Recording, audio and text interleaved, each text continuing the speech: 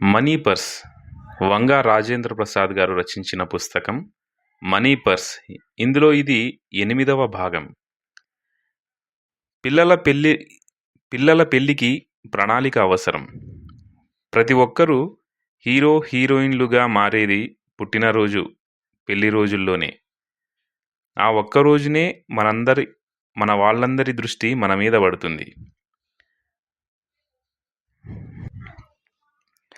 అప్పుడే పుట్టిన పసివాడిగా అప్పటి మన ఆనందం మనకి తెలియదు. కానీ మన పెళ్లిలో మన ఆనందం, అనుభూతి అపురూపమైనవే. నూతన వధూవరులు తమ పాత్రల్లో తాము లీనమై కొత్త జీవితాలని ప్రారంభించే మధుర ఘడియలు ఆనందంగా, అందమైన అనుభూతులుగా మిగలాలంటే పెళ్లి ఖర్చులు వారిద్దరినీ భయపెట్టకూడదు. మన దేశంలో పెళ్లికి సగటున 13.3 లక్షల రూపాయలు ఖర్చు పెడుతున్నారని కొన్నేళ్ల క్రితం ఫోర్బ్స్ నివేదిక తెలియజేసింది. అదే అమెరికాలో అయితే వివాహ మహోత్సవానికి అయ్యే ఖర్చు 10 లక్షల రూపాయలేనట. లెక్కకు రాని నల్లధనాన్ని శ్రీమంతులు లెక్కలేకుండా ఖర్చు పెట్టడం సహజమే. కానీ అల్పాదాయ వర్గాల పెళ్లి ఖర్చులు వాళ్ళ జీవితాల్ని ఒక్క కుదుపు కుదిపేసి వెళ్తున్నాయి. కోర్టులో ఓడినవాడు బజారున ఏడిస్తే గెలిచినవాడు ఇంట్లోకెళ్ళి ఏడుస్తాడని సామెత. అమ్మాయి పెళ్లికి ఆర్థిక అవస్థలు అందరికీ తెలుసు.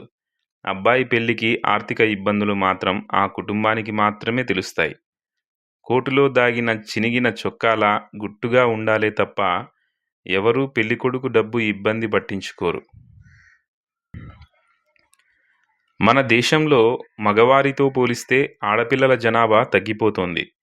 హర్యానాలో ప్రతి 1000 మంది అబ్బాయిల్లో 140 మందికి అమ్మాయిలు దొరక్క కేరళ రాష్ట్రానికి వెళ్ళి ఎదురుకట్నం ఇచ్చి పెళ్లి చేసుకుంటున్నారట. ఈ ఇబ్బంది మిగతా రాష్ట్రాలకు పాకేటట్లుంది. అబ్బాయిలకి దీటుగా అమ్మాయిల చదువులకి తల్లిదండ్రులు తమ శక్తినంతా ధారపోయడం వల్ల కట్నం రూపంలో ఇవ్వడానికి అమ్మాయిల తల్లిదండ్రులకి వీలు కావడం లేదు. అమ్మాయిలు ఉద్యోగం చేసేవారైతే కట్నాలు పట్టించుకోకుండానే పెళ్లిళ్ళకి సిద్ధమవుతున్నారు పెళ్లికొడుకులు. అమ్మాయి భద్రతా దృష్ట్యా ఇల్లు, ఇంటి ప్లాట్, అపార్ట్మెంట్ రూపంలోనే కట్న కానుకలు ముట్టజెప్పడం వల్ల కూడా అబ్బాయి పెళ్లి ఖర్చులకి డబ్బులను వెతుక్కోవాల్సిన పరిస్థితి ఏర్పడుతుంది. అమ్మాయి భద్రతా దృష్ట్యా ఇల్లు, ఇంటి ప్లాట్, అపార్ట్మెంట్ రూపంలోనే కట్న కానుకలు ముట్టజెప్పడం వల్ల కూడా అబ్బాయి పెళ్లి ఖర్చులకి డబ్బులను వెతుక్కోవాల్సిన పరిస్థితి ఏర్పడుతోంది. చివరికి స్థిరాస్తుల రూపంలో 1 కోటి రూపాయలు కట్నం తీసుకున్న పెళ్లికొడుకు కూడా అదే స్థాయిలో పెళ్లి ఏర్పాట్లు చేయడానికి గుట్టుగా కొంత స్థిరాస్తిని అమ్ముకున్న సంఘటనలు నేడు సమాజంలో ఎన్నో జరుగుతున్నాయి. పిల్లల పట్ల తల్లిదండ్రులు తీసుకునే చివరి బాధ్యత వాళ్ళ పెళ్లి. అయితే జీవిత బీమా, పెన్షన్ ప్లాన్ లాగా పిల్లల పెళ్లికి దీర్ఘకాలిక ప్రణాళికలేవీ అవసరం లేదు. అబ్బాయి పెళ్లికి 2-3 ఏళ్ల ముందు ప్లాన్ చేసుకుంటే చాలు. అమ్మాయి పెళ్లికి ఖర్చులు ఎక్కువ కాబట్టి మరి కాస్త ముందు ఆలోచన అవసరం.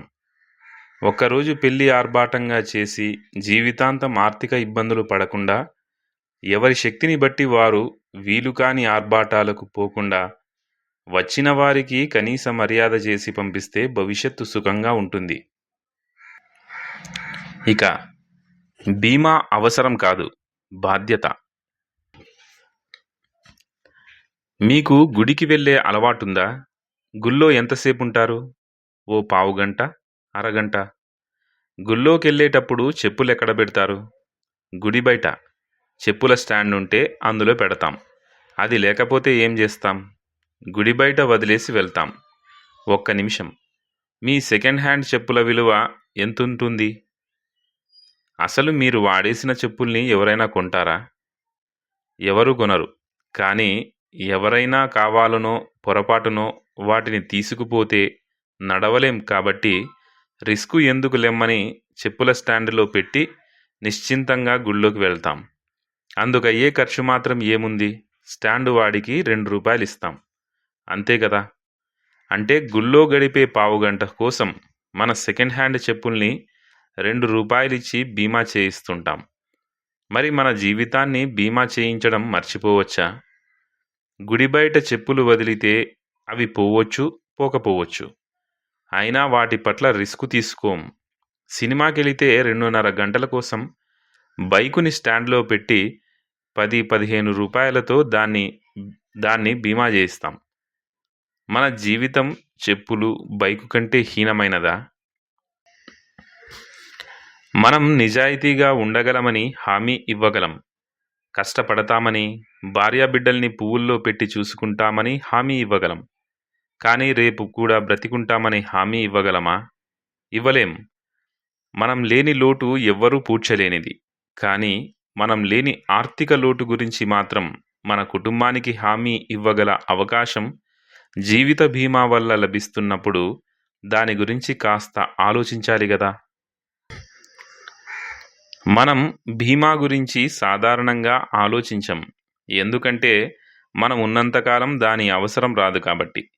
మరి బీమా అవసరం వచ్చినప్పుడు మనం ఉండం కదా! అందుకే దాని గురించి ఇప్పుడే ఈ క్షణమే ఆలోచిద్దాం. మనం బ్రతికున్నప్పుడు మీరు ఎంత బీమా చేయించారు అని మనల్ని ఎవరైనా అడుగుతారా? ఎవ్వరూ అడగరు. మనం ఆరోగ్యంగా ఉన్నప్పుడే మనల్ని మనమే ప్రశ్న వేసుకోవాలి. ఎంత బీమా చేయించాలా అని. ఈ మధ్యనే నేను విన్న ఓ మంచి ఉదాహరణ చెప్తాను. మీ ఇంట్లో బంగారు గుడ్లు పెట్టే బాతు ఒకటి ఉందనుకోండి. బీమా చేయించాలనిపిస్తే బాతుకి చేయిస్తారా? గుడ్డుకు చేయిస్తారా? బాతుకే కదా! కారుకి, స్కూటర్‌కి బీమా చేయించి నిరంతర సంపాదనా శక్తి ఉన్న మనకు బీమా చేయించకుండా నిర్లక్ష్యం చేస్తే మనల్ని తెలివైన వాళ్ళు అంటారా? సంపాదనా పరులందరూ ఒక్కసారి మీ ఆదాయ వ్యయాలు లెక్క చూసుకోండి. మీ నెల జీతంలో ఎన్నో వంతు మీకోసం, కేవలం మీకోసం ఖర్చు పెడుతున్నారో ఒక్కసారి చూసుకోండి. మీ ఒక్కరి తిండి, బట్ట,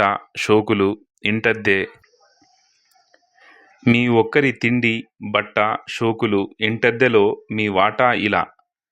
కేవలం మీకోసం మీ జీతంలో 15-20% మించి ఖర్చు చేస్తుండకపోవచ్చు కదా!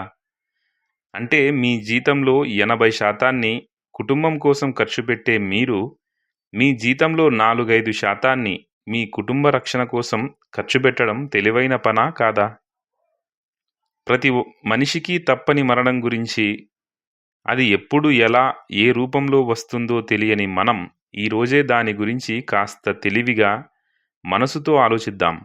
ఆ ఆలోచనే బీమా. చాలీచాలని జీతంతో ఇల్లు గడవటమే కష్టంగా ఉంది. బీమా ప్రీమియం ఎలా కట్టాలి అంటారు కొందరు పేదలు. అంటే నువ్వు బ్రతికున్నప్పుడే ఇల్లు గడవటం కష్టమైతే నీకేమన్నా అయితే? కాబట్టి పేదవాళ్ళు బీమా తప్పక చేయక తప్పదు. అసలీ జీవిత బీమా ఎందుకండి? తరగని ఆస్తిపాస్తులున్నాయి నాకు. నాకేమన్నా అయినా మా వాళ్ళు వాటితో బ్రతికేస్తారు అనుకుంటున్నారా? మీరు మంచి ఆస్తిపరులైనా ఇల్లు గడవటానికి నెలకు కావలసిన 15-20 వేల రూపాయలు మీరు మంచి ఆస్తిపరులైనా ఇల్లు గడవటానికి నెలకు కావలసిన 15-20 వేల రూపాయలు లేకపోతే రోజులు గడవవు గదా! దైనందిన కార్యక్రమాల కోసం, వర్కింగ్ క్యాపిటల్ కోసం లక్షలు కోట్లు విలువ చేసే ఆస్తుల్ని అమ్ముకోవడం సాధ్యం కాకపోవచ్చు.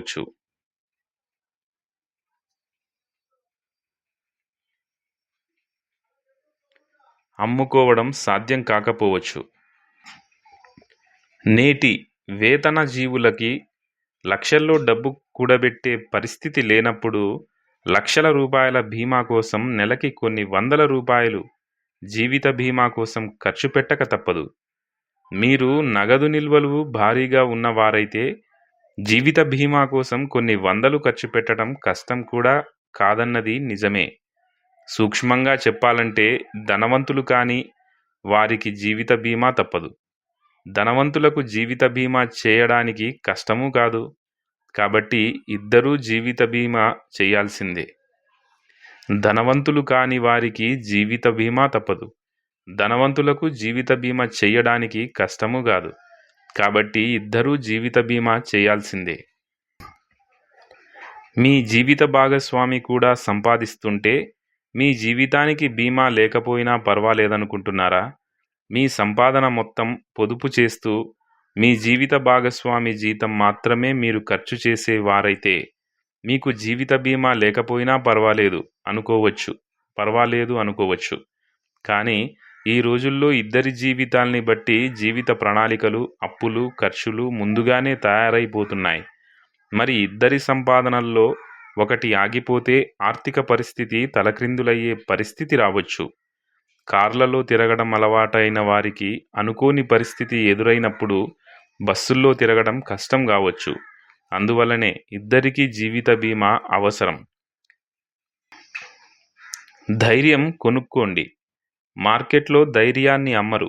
కానీ నాకేమైనా అయినా నా భార్యాపిల్లలకు ఆర్థిక ఇబ్బందులు కలగనీయమన్న ధైర్యాన్ని బీమా కంపెనీ ఇస్తానంటోంది.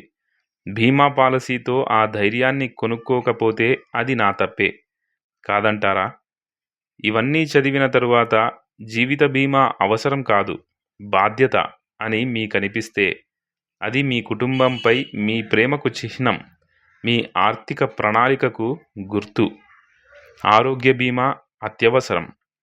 మీకేమన్నా అయితే మన వారికి మన జీవిత బీమా పనికొస్తుంది. మనకి అనారోగ్యం కలిగితే ఆరోగ్య బీమా మనల్ని ఆదుకుంటుంది. జీవిత బీమా అవసరం రాకుండా కాపాడుతుంది. మన దేశంలో చాలా కుటుంబాలు పేదరికపు పరిధిని దాటి బయటికి రాలేకపోవడానికి కారణం పెరిగిపోతున్న రోగాల ఖర్చులే. ఆరోగ్య బీమా అందరికీ అత్యవసరం. మనీ పర్స్లో 8వ భాగం సమాప్తం. Thank you.